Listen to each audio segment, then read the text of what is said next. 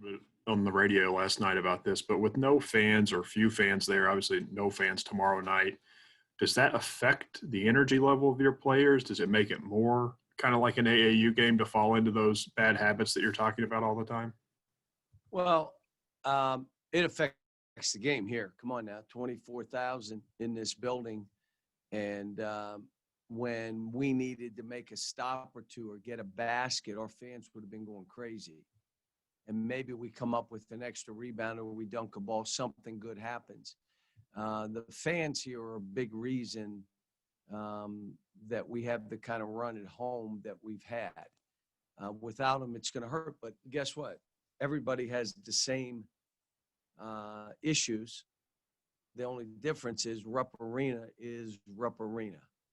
And it's one of those things that I said this, a week and a half, 2 weeks ago, it would affect us more than any other team. All right, we're going to Kyle Tucker next, and then Jerry will be after him. Cal, how obviously challenging for all your young guys against a veteran team, but particularly at point guard when they've got a guy who can just bother the ball, veteran savvy guy and aggressive defender. How much of a challenge was that for a not even just a freshman, but a young reclassified freshman point guard like Devin Askew? And how do you deal with him going forward in terms of trying to build him back? I'll be honest with you. The issue wasn't what he did defensively. He did a pretty good job. He had one that he pushed up late in the game. The kid went and shot a floater when they were up 10. But short of that, he did a pretty good job. And the issue we had was, and we showed him the tape, we had 21 turnovers, and that led to 20 points, and some of them run-throughs. And then the second thing we had an issue with, we went from a very unselfish basketball team. I've never coached a team that had no assists in the second half. Now, you could say we missed shots, but we went on the tape and showed them all the extra passes they could have made to get other guys open for shots or threes and you know, there's someone in front of you that's not your man. That means someone's open. You go and there's someone in front of you and he's not your man, you're passing. So we'll work on it today, and hopefully that's the dregs of, all right, now it's my time to do my thing. And when you got one or two guys doing it, it leads to 4 or 5 or 6 guys doing it. And spacing was bad, not their fault, my fault. We got to work on that a little bit. And then there were some other things that I'm going to move around offensively and do some different things. We didn't screen. We didn't run the guy into the screen. We didn't – a lot of little things that cost you a game. But that game from 18-20 to 16-20 is where they won it. We were up 6. We're ready to go up 8. And all of a sudden you turn around in 2 minutes and you're down 3, and you should have been down 6. They missed a wide open 3. And so the lesson to them is that's why you got to play. You got to know how to stop the bleeding. I've got to teach them how to play winning basketball. We got good players, but they're not ready to play winning basketball the way they're playing right now. All right, Jerry, you got next. Larry Bond after him. Yeah, John, I wonder about the challenges that Kansas brings, and in particular when they play 4 or 5 guards. Yeah, they play 5 guards, and they play their point guard as a 5-man. I mean, they put them inside. It's amazing stuff. And I will say this, that, you know, they got some vets. They got some tough. Their post player is physically tough and will fight. They're downhill runners. They got good 3-point shooters. The guys that are supposed to shoot threes shoot threes. And they're in there knowing I'm searching out threes. We're still learning that. I'm still trying to get them to understand we don't need everybody to do everything. You do these 3 or 4 things. Let him do these 3 or 4. We're still trying to figure it out. I watched the stuff I watched. You know, I think they're playing well. They played 2 good teams, and Gonzaga maybe the best team. And that was a touch-and-go game. They got down, but they come right back. They're not afraid. They're a veteran. They'll fight. It's going to be a hard game for us. We know it, just like the Richmond game was a hard game. No fans. We are leaving today because of this weather. I got spooked when you wake up and there's a foot of snow on the ground. I'm like, we better get up there, or we may be getting up there an hour before the game. So we are leaving today. All right, Larry, and then Christos, we'll go with you after that. Yeah, John, I was going to ask you about your travel plans since you just talked about that. Can you just talk about if there was a positive yesterday about the way your guys did rebound the basketball? Well, there's a positive how we defended.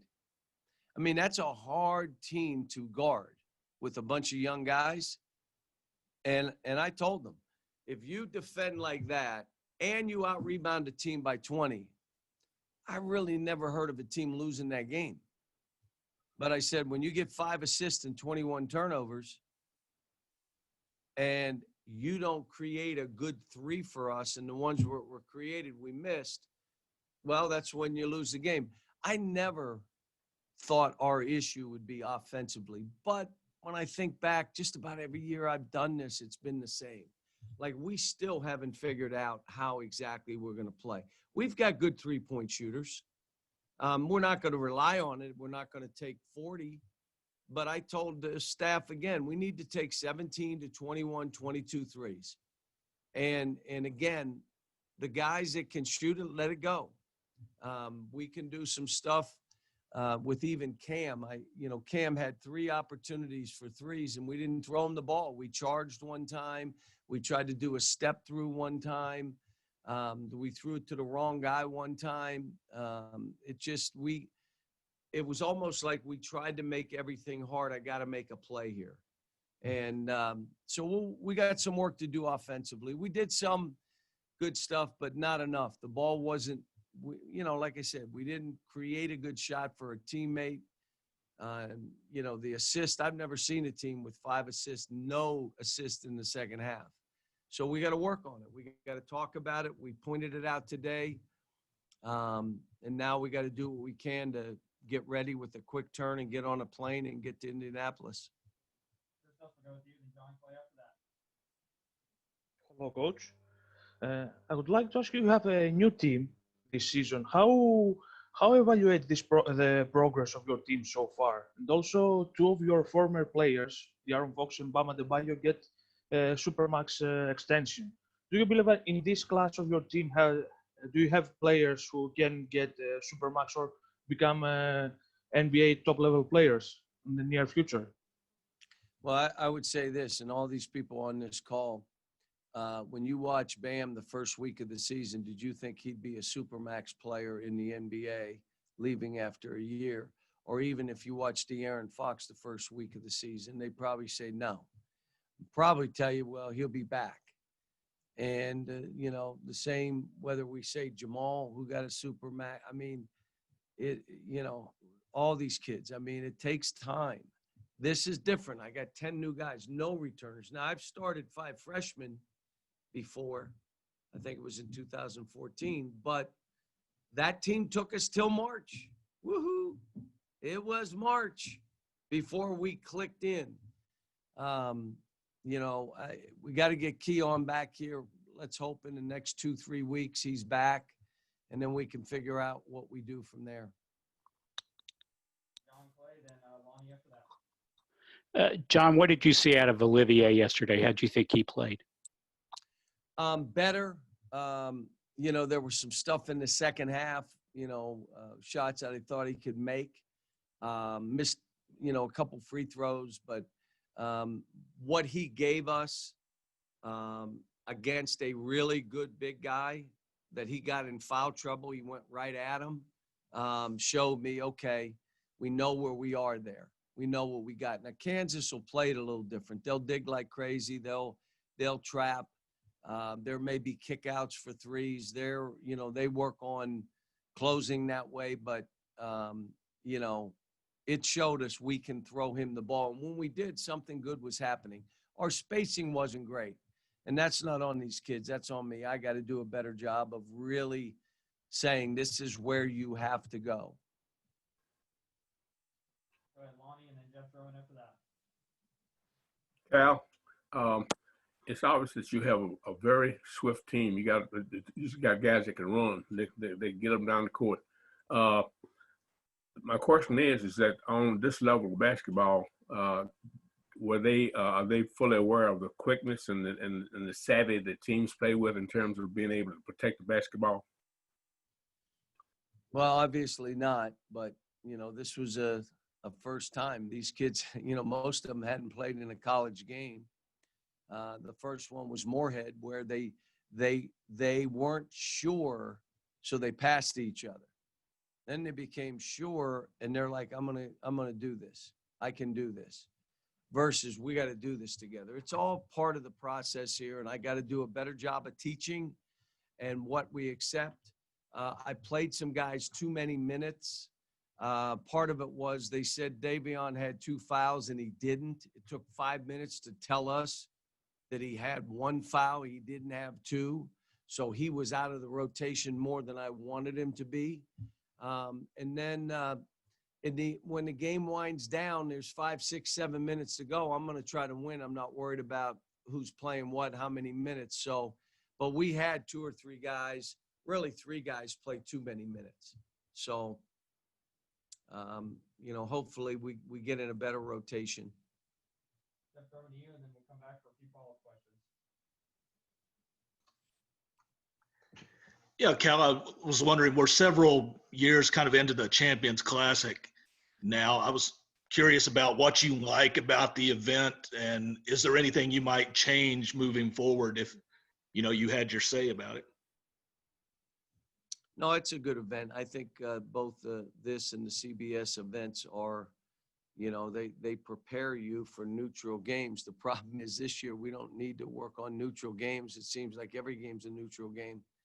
And it appears as though if they do it in a bubble in Indianapolis, it's all going to be the same. So the issue we have, and this schedule, it's a little tough schedule for this group. I thought I'd have Keon. Probably shouldn't have gone this rough, but it is what it is. It's done. Let's play the games. And the great thing is we're playing basketball. So however this is, we're playing basketball. I look at this group again, and it's just like, hey, I'm with you. You got to listen. We got to make changes. You can't be blaming anybody. Hard thing for these kids, they get on, the phone calls start happening. And that's when, kids got to stay the course, man. And we got good kids. So I think we'll be fine. We'll go with John, Kyle, and Jerry in this. Cal, you said, I think 2 to 3 weeks on Keon. Is there been a setback there at all? And how do you deal with the post rotation? The docs just want him to take more time. How do you deal with the post rotation while he's out? So Olivier's not playing 38 minutes or whatever it was yesterday. Well, we got to get better performances out of some guys. And I tried to tell them today, normal teams play 7, 8 guys. And the way you get in that rotation is in practice and then playing in the game. And when you play in the game, you elevate the game. It's not like you're just trying to run up. You're in there to elevate the game, which means you'll get more minutes. But we got to. I mean, there's no way, even Isaiah, I was trying to play Cam some. I wanted to throw in Jacob some, just trying to get him on the floor. And, the game got close. I mean, we should have been up at half 10 or 12, missing free throws, dumb turnovers, lead bad shots. All of a sudden, you're up 6. You're up 6 with 18-20. You should be up 8. And all of a sudden, you're down 3 with 2 minutes into there. And really through the first time out, and you should be down 6. That's how we started. So, you look at all this and you just say, all right, we want to have a rotation, but you're also trying to win the game. All right, Kyle, then Jerry, wind up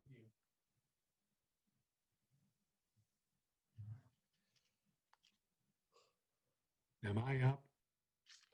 Kyle, Yeah, Cal, you mentioned, roles and things like that, and you're talking about offense and spacing. How much do you need BJ and Terrence to be sort of in attack mode? You've talked about get the ball by the man and don't mess with the ball. Do you need those guys to almost initiate the offense from those wings? Were they messing with the ball yesterday? Well, yeah, Terrence had a couple times trying to go behind the back, and it seemed like it was driving you crazy. And then it got stolen, tipped away, and we started a step back 3. So what we're saying is you got to be in attack mode before you catch the ball. And yes, we need Terrence and BJ to aggressively go at that rim.